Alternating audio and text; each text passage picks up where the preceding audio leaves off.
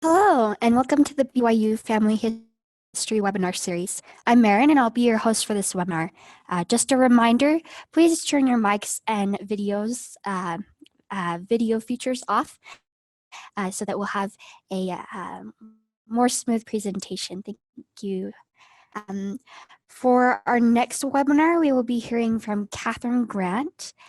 She'll be giving the next segment in her series on the newest update on FamilySearch's family tree. She'll be talking about the sources on the person page. So that will be next Thursday, the 6th at 4 p.m. Mountain Standard Time. Today we'll be hearing from Jean Naisbitt, and her presentation is entitled Research Where to Start. For all those that would like to view this recording afterwards, our recording of this webinar will be available on our YouTube page and on our website. And if you have any comments or questions, you're welcome to email at fhl_webinars@byu.edu. And if you would like to view other previous webinars, you're welcome to view those on our website or YouTube channel as well. So we'll just make sure everyone has their video and their microphones turned off, and then we'll get the presentation started. Jean graduated from BYU with degrees in genealogy and library science.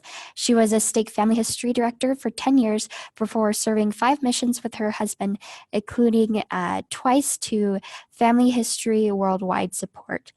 She is a mother of 7 and a grandmother of 27. Her hobbies are people and genealogy. So as we get the presentation set up and we turn the time over to Jean, I'll just remind you that we do have the chat feature. If you have any comments or questions, you're welcome to put your questions in there. And at the presentation, towards the end of the presentation, we'll have a Q&A session at the end. So we'll just have Jean share her presentation screen and get started.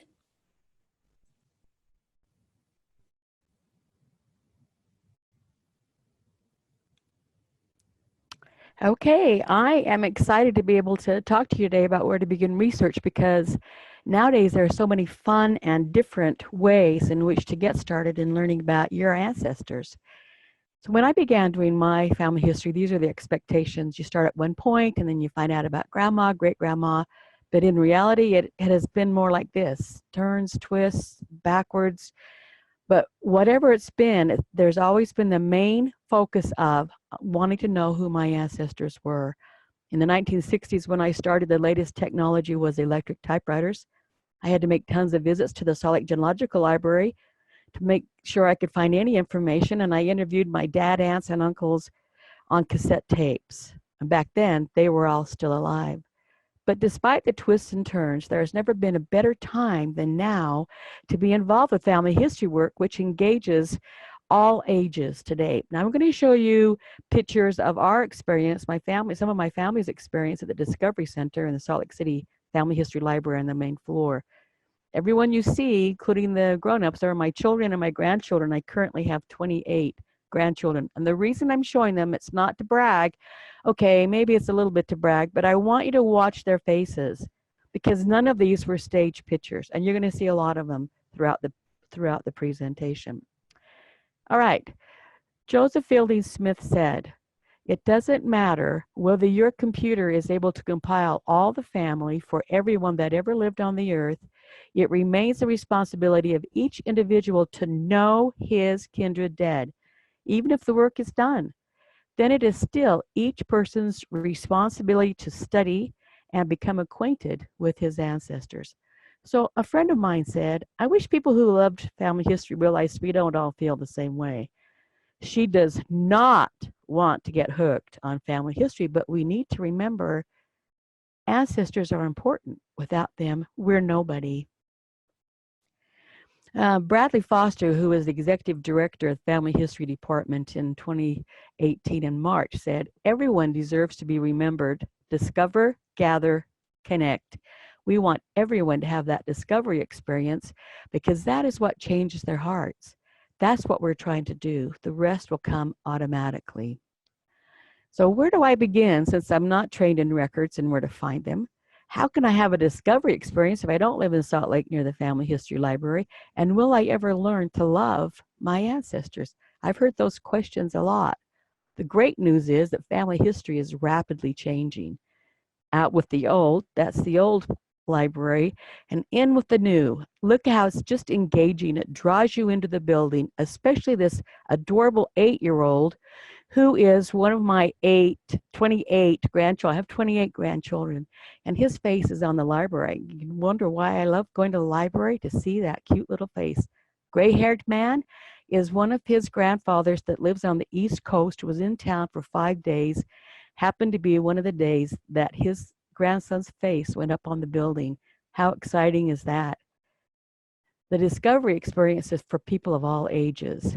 And you can build a strong foundation for the rising generation, even if you don't live in Salt Lake City. So with technology plus indexing, there's exciting new ways to find your ancestors. Children and youth love it. Adults are embracing it. Now there are many records, photos, and discovery experiences that can be found at home with your computers and your smartphones. And once you have that discovery experience, like talked about earlier, the desire to learn more about your ancestors will follow. There are tons of sources and training available. Self-training, and here's addresses that you can go look up on your own on the computer through FamilySearch.org, and they have partner sites. Their partner sites you pay for, but you can have free LDS access at that FamilySearch.org/partner access. You can get limited access to those sites, and they are really interesting and available. But one of my favorite ways of learning is through the BYU Family History webinars, of course, because with webinars, you can go back and review. You can skip what you already know. You know, you can go slower. You can review and whatever with the webinars. That's what I love webinars for. And they have training on these partner sites as well, where you can go on and you can check out things. How do I do that? Where do I find that? Now, sources. I've listed here sources that you can go find. Primary sources are where the information is written down closest to the event. For instance, a church record, a vital records, and census in a way are primary sources. These are places where you can find them, FamilySearch, Ancestry, etc. Journals and letters, of course, were written by the person, so they would be a primary source. And if you had ancestors that walked across the plains between 1847 and 1869, there are records available that you can check. For instance, I had pioneers that walked across the plains, and most did not leave a journal, but others that traveled with them did.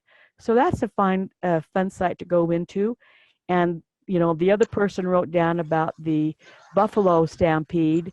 My ancestors didn't, but I know that they saw the same buffalo, so that's kind of a fun thing. The Mormon Migration Index, that takes them from across the ocean and brings them to the United States. So those are sources that you can check out, primary sources. Secondary sources are like death records. Okay, the person died, so that would be the exact date of when they died, but whoever is giving the information on their parents, where they were born, that would be a secondary source because they weren't there. And it was written 50, 60, 70 years after the person was born. But these are sites where you can find death records and obituaries listed there, and also newspapers. You can get on and check out newspapers throughout the United States. Histories, you can find tons of histories in your homes written by relatives or others. And then the daughters of the Utah pioneers, if you had pioneers, their descendants have written a lot of histories about them, and you can look and see on their indexes if they have written histories. Those are sources that you can come back to and you can check later. But might I suggest you always start with the word of prayer and check, and choose only one ancestor, not your entire tree.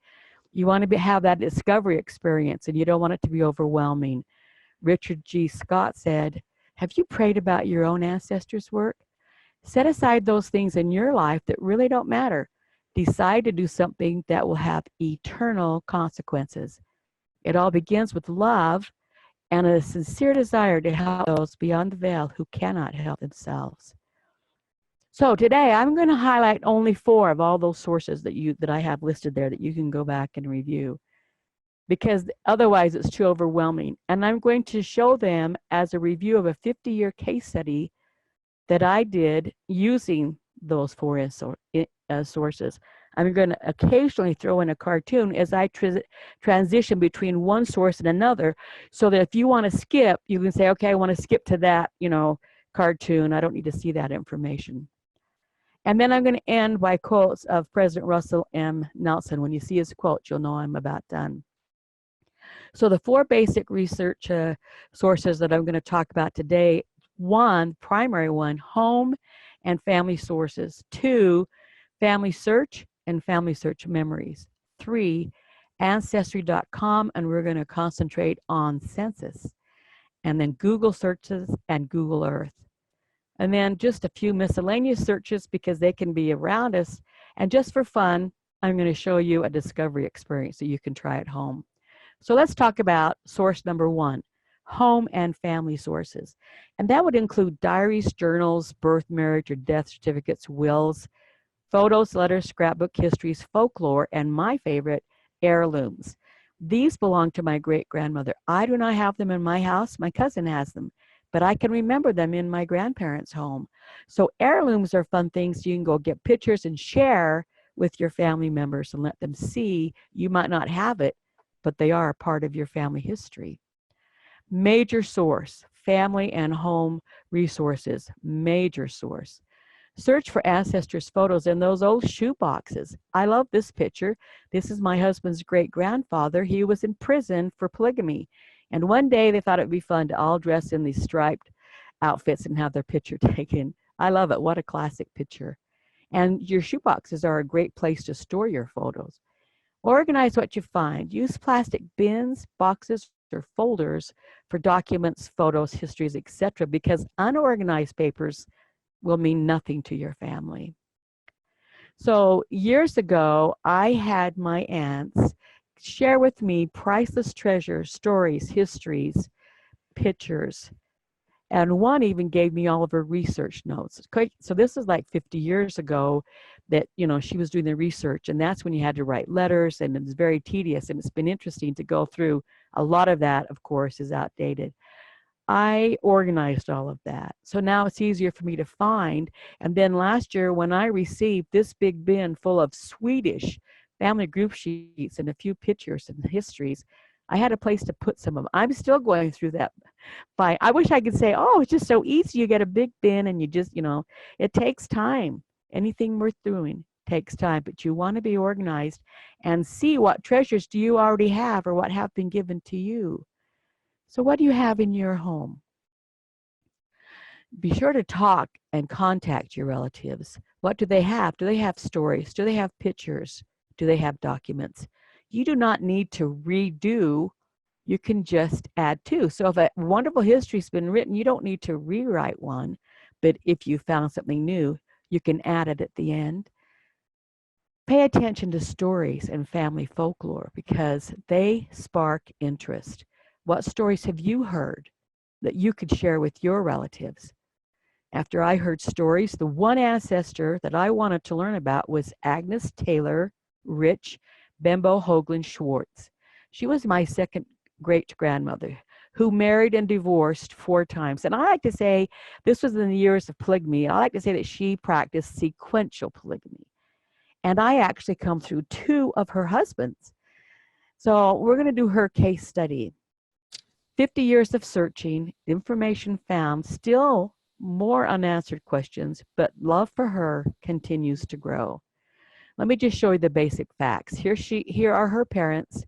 Here she is and her brother John, their children married, and then one of her other daughters married, cousins. Let me show you a picture of these. So I come through Agnes 4 times plus through her brother John. So here is James. This is James and Agnes Taylor. They had 2 children, John and Agnes. Agnes had 2 daughters, Elizabeth by her first husband and Sarah by her third husband. John had a son named William. William married his first cousin, Sarah. and they had a daughter named Sarah. Elizabeth had a son named Edward. He married his first cousin, Sarah.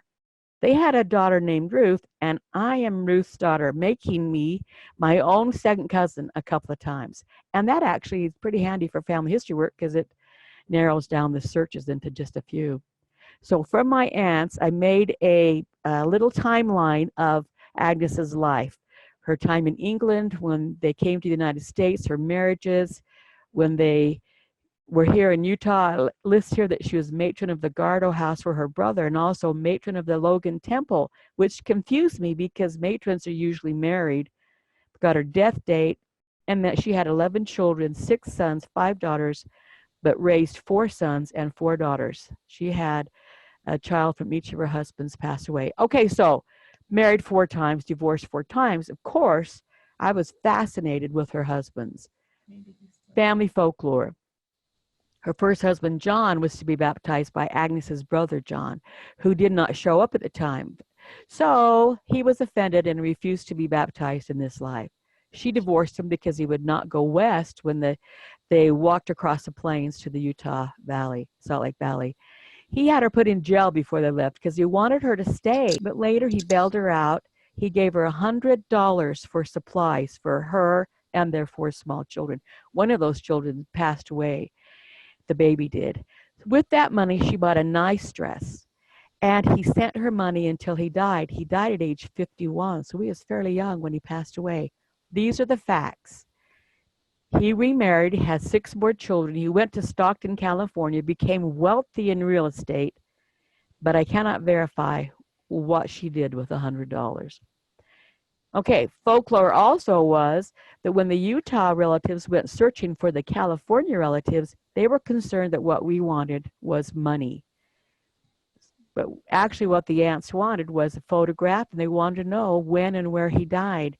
And so they sent the photograph. This is the only photograph we have of him, and his death information. Home and family sources. Can't stress that enough. Husband number 2, family folklore. John and Agnes married in Nauvoo, 1846. They were divorced by winter quarters, which was only a few months later. His first wife did not like Agnes. Okay, facts that I learned from Google search and from FamilySearch. So this isn't automatically from the very beginning. These are through the years when Google became available, etc. They were married in the Nauvoo Temple in 1846. He was 46 years old. She was 25. They had no children. His first wife died in 1846. So after they were divorced, she died. He eventually remarried and had a family. Husband number 3, Abraham Hoagland, family folklore.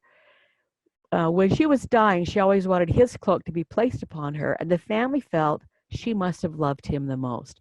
Look at his eyes. They seem to be blue. I think it's fascinating to check out pictures of ancestors. Okay, the facts. I showed you early the Pioneer Overland Trail information. So I have information from that one of the people made a comment that they were married, family group sheets, and also from Ancestry census. They were married when they were crossing the plains. He was age 50. She was 25. His first wife was 45. They divorced 14 years later. They had 5 children, and one of them died. I have never heard anything or read anything bad about this man, other than that he was a lot older than Agnes, but he was a good man. Husband number 4, William Schwartz, family folklore. William was younger than Agnes's older children, and her kids used to throw their dinner biscuits at him. Okay, facts that I got these from family group sheets, from FamilySearch memories, and from Ancestry census. Agnes's oldest children were ages 19 and 18. So here they are on the census. The oldest boy is 19. William, the one in yellow, was a renter in Agnes's home. That's how she earned money. He was 24. So he was not younger than her oldest child. William was 24 and Agnes was 37 when they married. I don't have their marriage date, but they were in the census together, so I'm assuming those were about the ages they were when they married. They had 2 daughters. One died. The youngest one married Joseph F. Smith, who later became president of the Church of Jesus Christ of Latter-day Saints. I cannot verify the Thone Biscuits. William remarried and had 2 more daughters. William was from Germany. All right, so from that information, I wrote in 2001 just a brief history on her. And back then, there were no internet sources. So as far as I knew, this is the only history anyone had ever written on her. So even with limited information, a small history is better than none at all. And, you know, I found other information since then that could fill in more, plus adding pictures to make her history more complete. Now, there was a book that my mother's cousin wrote. This is Sarah, Agnes's daughter. And remember, she married her cousin, William Taylor. They had a daughter named Sarah, who was the granddaughter to Agnes. Sarah connected with her daughter Ruth on the phone. They made a deal with the phone company that no one could call for an hour, I think once a week for I don't know how long that went on. Ruth wrote up those conversations and then she typed them. Within about 4 years after they were, 7 years after they had finished doing that, both of them had died. Parts of their conversation were published in this history, and I just wanted to show you just a brief synopsis.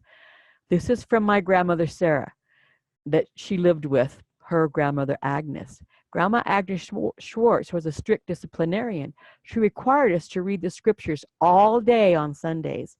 I have to chuckle a bit that occasionally I would smuggle a novel in between the covers of my scriptures and was quite entertained by it. I memorized most of the sayings of the Savior, and those teachings I applied in my life and in the rearing of my children. What an insight from not only my grandmother, but of her grandmother as well. Family and home sources, so much to discover and learn. A perfect place to start. Use as a beginning point and then see where your journey leads. Oh, and yes, I just thought of another thing Granddad did that you'll enjoy. Granddad was a good fisherman, and one time he went, once when Granddad and our dog Newt were out walking, we were in Delray Beach one year, and Granddad decided to, Grandma, how can you remember all those cool stories about Granddad? Sometimes doesn't it seem like they're right there with us? They want to be remembered and they deserve to be remembered, right? Okay, so family and home sources. This is my family group sheet of Agnes. There's the parents. Here she is, born 1821. And these are brothers that they had no information for sure of where they were born. Here she is again, died in Salt Lake. And it shows that she was born in Hale, which is like a little hamlet in England. It says Cumbria. Cumbria used to be Westmoreland. And Beetham is where the church was. So I made visits, a lot of visits to the family history library way back when. I checked out both of those parish records. I found her sister Elizabeth, born in 1819 in the Heversham parish. I also found her brother, born 1823, same place. Did not find in either of those parishes Agnes, born in 1821. So the second source we're going to talk about is FamilySearch Memories. Went on to FamilySearch, did a search on her. Here she is, an Agnes Taylor, whose parents' names were James Taylor and Agnes Taylor. So that fits her. It was the same year of the christening date when she was christened. It shows that she was born in Liverpool, Lancashire, not in Westmoreland, that the family records show. And it also has a film number. So I gathered up one of my granddaughters, took her to the family history library, gave her a chance to experience the old microfilm reading machine. What a joy that is, right? And we pulled the film out. My granddaughter found this entry, Agnes, whose parents were James and Agnes Taylor. Okay, so Taylor is a really common name. So is James, so is Agnes. How am I to know that this James and Taylor and Agnes are mine? And the clue was here, and this was not picked up with indexing.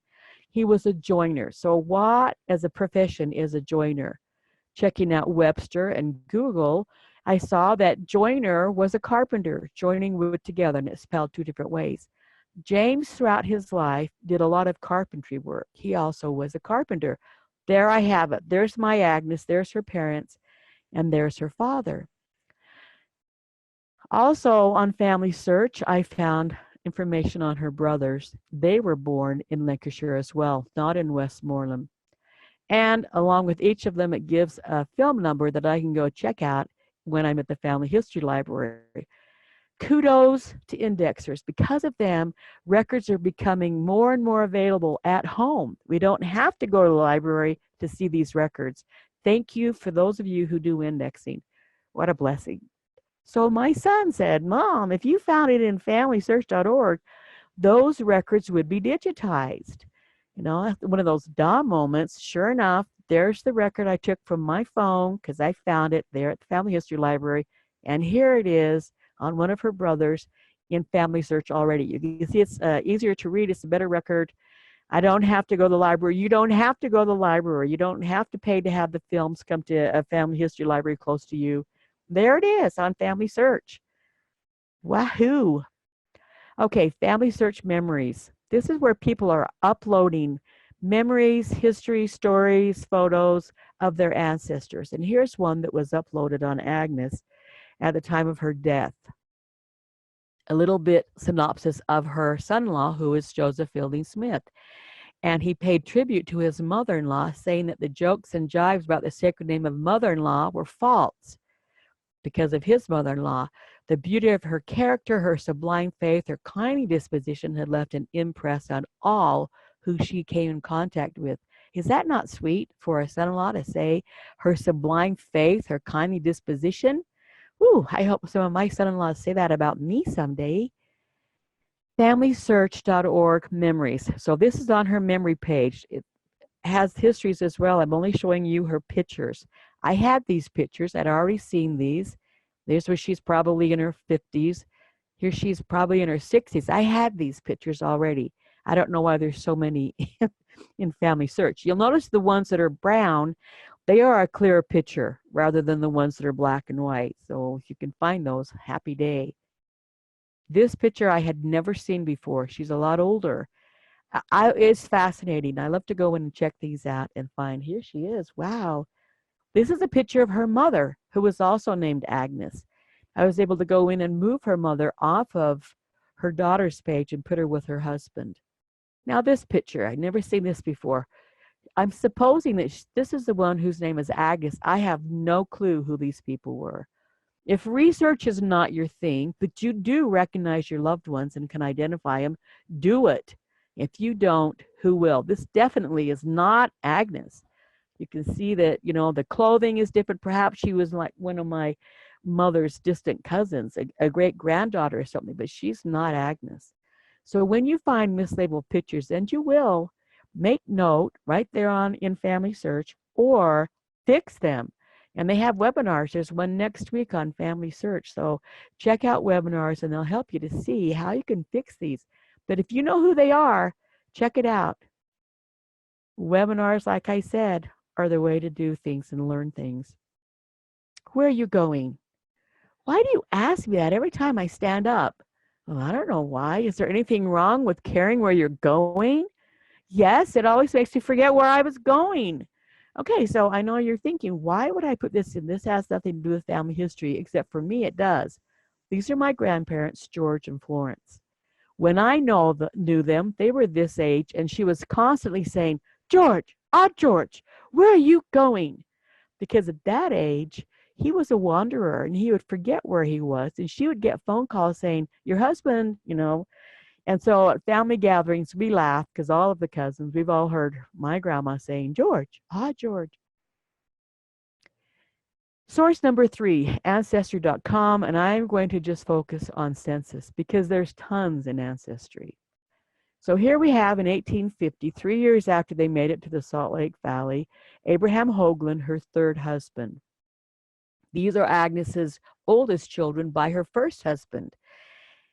They were born in Illinois. These are 2 of her children by Abraham. And they were born in Deseret, D-E-S for Deseret, and there's Agnes. So she's 29, and at this time, he's 54. There's her family in the 1850 census. So how do I find the 1850 census through Family Search? And I'm just going to show you quickly any of these sources. Off to your right, you can click on Ancestry. Down below, you can see My Heritage. If you have Swedish ancestors, that's a treasure trove. And you can go in through the free site as a partner site and get limited access to some of these. All right, so you click there. Okay, I want to have limited access to these partner sites. And you check it out. Here's Ancestry.com. Off to the left, and there's tons more. You're only seeing a small screenshot, and I wanted to see census and voter lists. And that's how you can find information on Ancestry through FamilySearch. That's a quick little blip. Let's follow her through the census. Here she is, 1860. She's gone back to the name of Taylor. She's worth $500 in property, which probably pretty good back then. It lists her children and their ages, and you can see below, two below, is her husband William that she marries for is her fourth husband. Elizabeth, I come through that daughter, and I come through the younger daughter there, Sarah. They're right there all together. There's William, her fourth husband, born in Germany. Following her again on the 1880 census, it shows that she's living in Salt Lake. By the 1880, it will give you the street name, the name of the street that they're living on, and also the house number. So I'm going to enlarge that a little bit, and you can see that now she's going by Schwartz. She's kept that name. She's 58. She's got her youngest daughter, Mary, who wasn't on the last one I showed you. She's age 15. And off to the right, you'll see the word unknown in yellow. That means the person who answered the door that day did not know that Mary's father was born in Germany. The censuses back then were taken in June on a certain day. Whoever was at the house got recorded. If you were not there, you did not get recorded. And whoever answered the door did not know where little Mary's father was born. It also shows that Agnes had a son, Abraham, and it shows his last name is Schwartz. But she did not have a son by Schwartz. This is Abraham Hoagland, but whoever answered the door assumed his name was Schwartz. Living there is his wife and two children, one baby that wasn't even a month old. They hadn't even named her yet. Going on to the 1900 census, now we see here's the street address and then the house address, but you see that she is living with Joseph F. Smith as his mother-in-law. There's his wife, Mary, and their 5 children. There's Agnes Schwartz, mother-in-law, and living with her are her 2 grandchildren, my grandmother's brother and sister, who were ages 19 and 15. That day, my grandmother was not at the house. There's a lot of information that I'm not showing you on these censuses, but the later they get, you get more and more information. Here she is, 1910, a year before she died.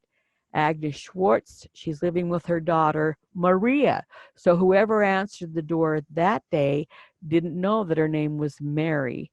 But surprisingly, you go to the right, you'll see that whoever answered the door knew that Mary's father was from Germany. That's kind of interesting. And here are Mary's 6 kids. Royal was not there 10 years ago. And the interesting thing about her youngest son, Royal, is that he was the same age as my mother's oldest sister. And she can remember the day she was baptized, that President Joseph S. Smith baptized her right after he baptized his son. And floating on the water of the baptismal font was part of his long beard that reached the water. Is that kind of fun? All right, there's tons more information on Ancestry than censuses. For instance, DNA research. It's a text from Ancestry site. We've discovered your DNA sample. Very funny, wise guy. So, of course, Frankenstein was made up from different people's body parts. It's kind of really sickeningly funny, but many webinars at Ancestry.com. Check it out from your phone or ask help. Ask someone to show you, because there's a lot in both FamilySearch and Ancestry that you want to check out and see if you can find information on it. Okay, we're going to talk about source number 4, Google searches and Google Earth. I did a Google search on her, came up with a Wikipedia article that showed the Gardo House. That was built by Brigham Young for one of his wives, which she didn't want, and he died. And rather than John Taylor coming in and kicking his wives out of where Brigham Young's family lived, they gave him the Gardo House. Because of the anti-polygamy laws at the time, he did not want to take any of his wives to the house, so instead he took his sister Agnes, and she took over management of that mansion until her brother died, and then she moved out. But federal marshals, and this is kind of an interesting little note, would make raids on the house looking for John Taylor.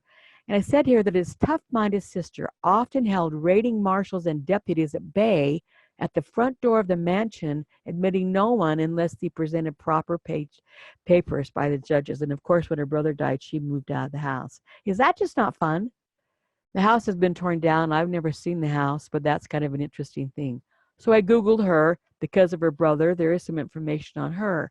Not all of your ancestors will you find from a Google search, but I did go to where the family homestead was back in England. Okay, I wanted to find information about them. I did a little Wikipedia search, which was fun because it brings up information about that little hamlet that she is from. There it is, and shows it's the very bottom of Westmoreland, which is now called Cumbria, on the borderline of Lancashire. So remember, her family, her father worked in taxes, and so he would travel back and forth wherever he was needed to help collect taxes.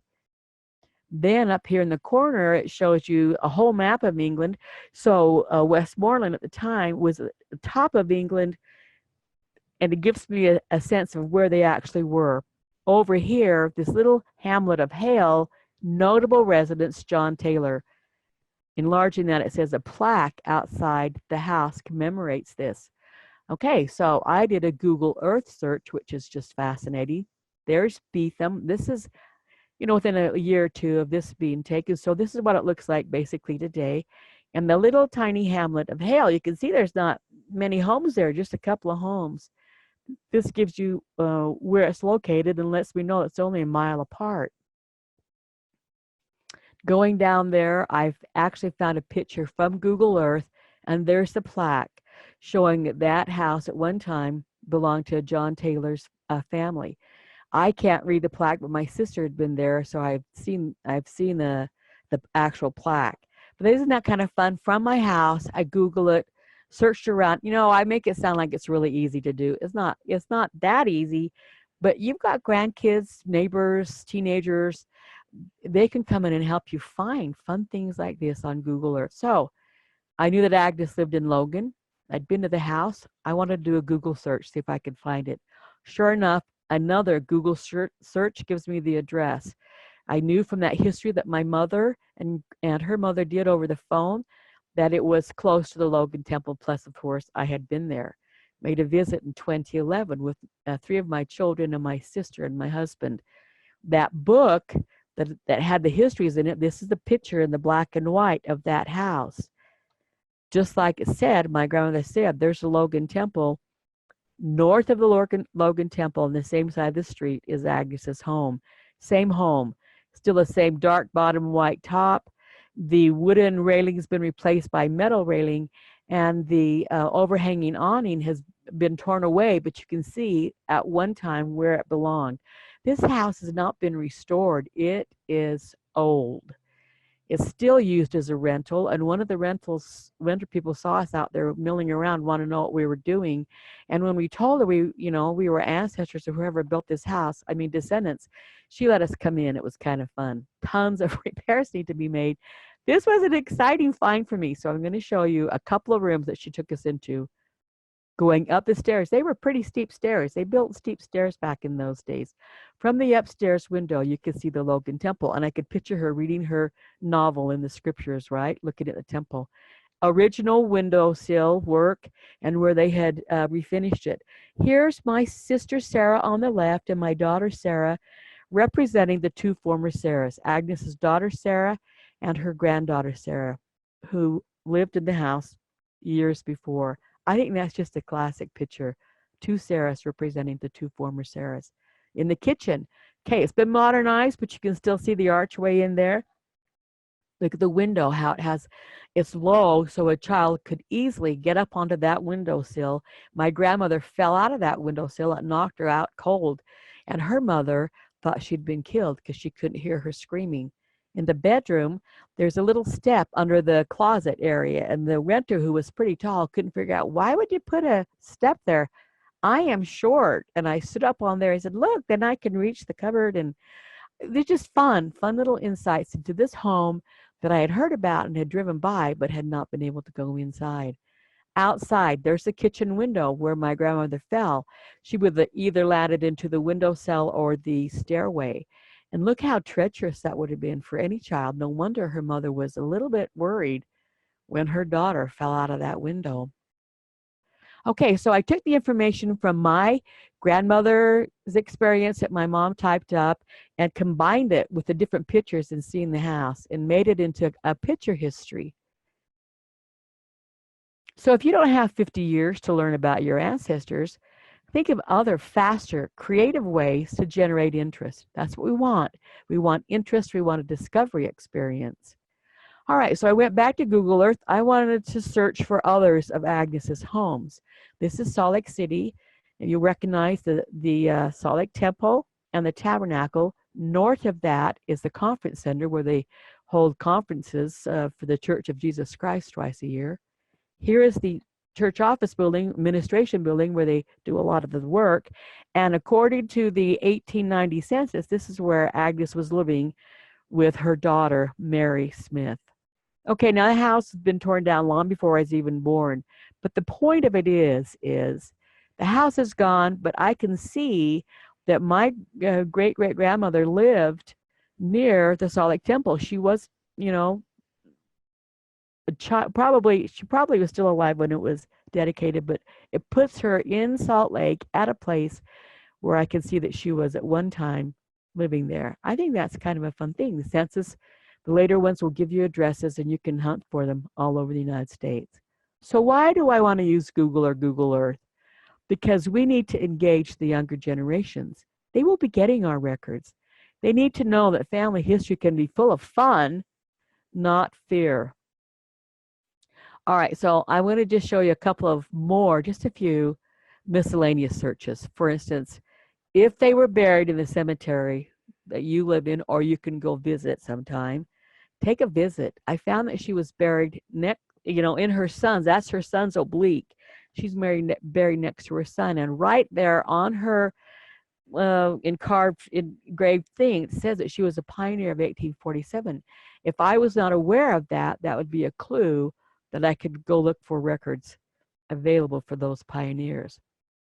Last year in a magazine, this was on the inside cover.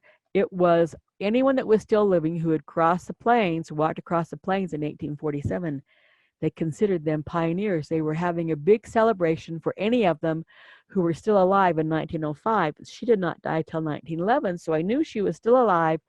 Lo and behold, there's Agnes, front row. Can't miss her. 50 years later, there's Agnes. Is that just not the coolest thing? Random photo. There she is, front row in white. Most of the women were still wearing dark colors. There's my grandma. That would have been me. Yeah, I would have loved to have been seen, so I'm going to sit on the front row.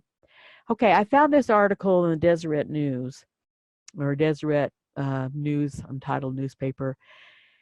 Remember to document any information you find, and that makes it fact, not hearsay. You want people to know that, it's a fact. You're not just making this up. So here's an article about a cow that's wandered off, and it was a red and white or a red roan cow. That's hard to say.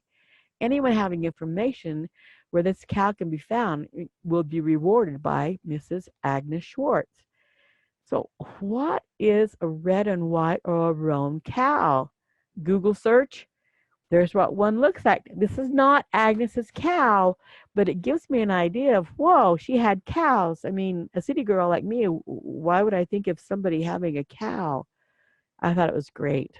This will be included in her history along with the article. Now, this is a book that was on sale. It was about the Salt Lake 14th Ward that Agnes belonged to, she and her daughter. They had a bazaar where everyone did a quilt block, and then they auctioned it off, and a couple bought it. And there were 2 daughters in the family. The mother died, but the father, before he died, decided that he would give each of his daughters half the quilt. So he cut the quilt in half. You can see where it was cut in half. Only a man would do that, right?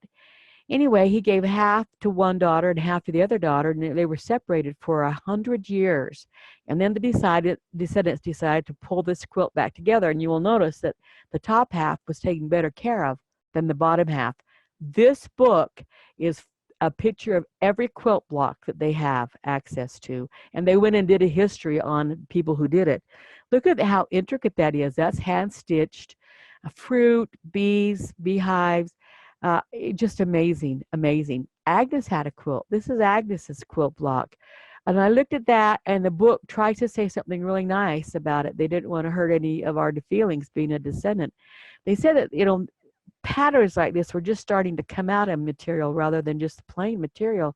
And perhaps she thought it was really modern to just cut out a pattern and stitch around it. And then maybe looking at other people's quilt blocks, realized that she hadn't really done a whole lot. So she added little bees and a beehive. It makes me laugh because that's totally what I would have done. Assignment, do a quilt block. I'm not good at sewing, so I probably would have gone and done something just as well. And then thinking, well, that's kind of ugly, but they still added it anyway. I'm proud of her for doing that. Makes me laugh every time I see Agnes's quilt block, in comparison especially to the other blocks. Now, this is what happens when you give your daughter photos. I am on the right, my cousin's in the middle, and my sister is on the left, and of course that's Agnes on the bottom. My daughter took the picture, added color to Agnes's face, and look how much my sister and my cousin look like Agnes when you put their faces on a modern body. My daughter took like 50 pounds off me, so it doesn't look like me, but look at that. Is that not fun? But always remember that when you distort history, add a disclaimer so hundreds of years from now, someone doesn't go, wow, all of Grandma Agnes's descendants look like her. I can't do it. My daughter did. That's why we have children, grandchildren, right? Okay, so over the years, for the different things, what have I found out about Agnes Taylor Rich Bembo Hoagland Schwartz? She was determined and stood up for her convictions. She supported herself by renting out her rooms in her home. She let her widowed daughter and 4 grandkids move in. Must have reduced her income. She shared responsibilities for those same 4 grandchildren when her daughter Sarah died. She was a temple worker, not the matron of the Loken Temple. She was a landowner.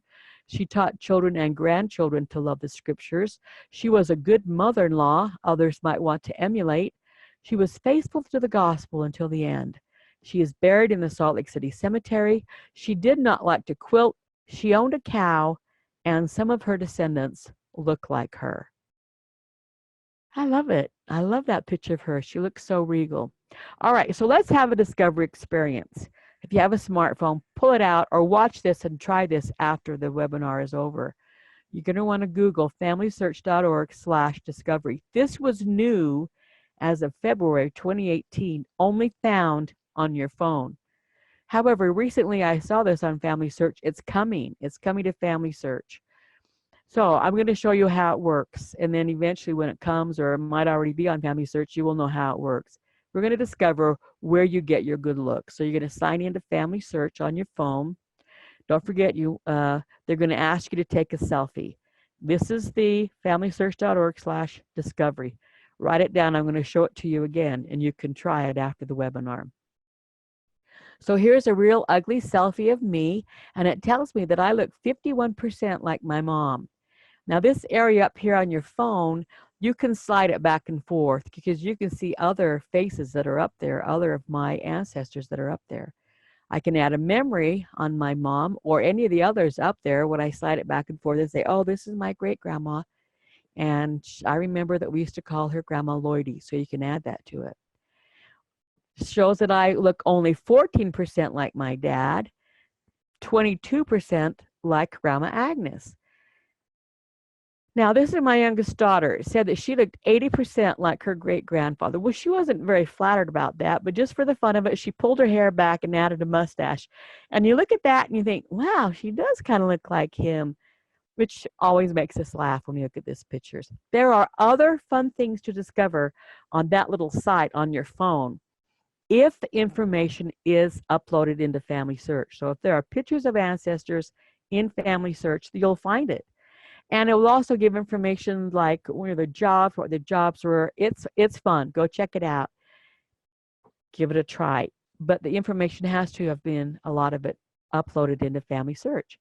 So if you think that your family is normal, you probably aren't a genealogist, because all of us know we have families that are interesting and insightful. This is my dad. I wrote a silly autobiography about my dad before he died, and I gave it to him because I wanted to know some questions. So they little things like, when I was 12, my Chinese neighbors gave me a job doing, and I, left it blank. That's being kind of silly, right? I want you to know, so that's my dad, the arrow's pointing to. Behind him is his grandfather. He's got a hat on and a three-piece suit, and he's out on a raft. Makes me laugh. There are other pictures of that excursion. That's how I know he's in a three-piece suit. I proposed to my wife by saying, and I left it blank, gave it to my dad. He laughed and he laughed. He thought it was so funny. This is so funny. He never filled in the blanks. He took that information with him. Recently, my husband, a daughter, a 13-year-old grandson, and a daughter-in-law worked together on a project for my son to find information about my mother-in-law, Margaret. They explored various websites mentioned today. It made it easier for them because they were working together. They could talk about, well, you need to click here, and this is what you want to look for. They laughed. Memories of their grandma were shared. Enthusiasm grew, and they actually wanted to learn more about her. And the little experiment went on longer than what was intended. All four are proud to be non-family history people. But by working together, all four were converted, and they want to try another session. It works when you do things together sometimes. Okay, let's figure this out together. Kind of fun. What will our descendants want to know about us? Who we were, what we did, our talents, our jobs, our sorrows, our triumphs, love for our family. What has made us, us? Twyla Van Leer wrote for the Deseret News for many, many years, and she was a missionary with family history.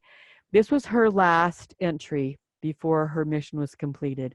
How could I have spent more than 80 years knowing about my ancestors, but not knowing them?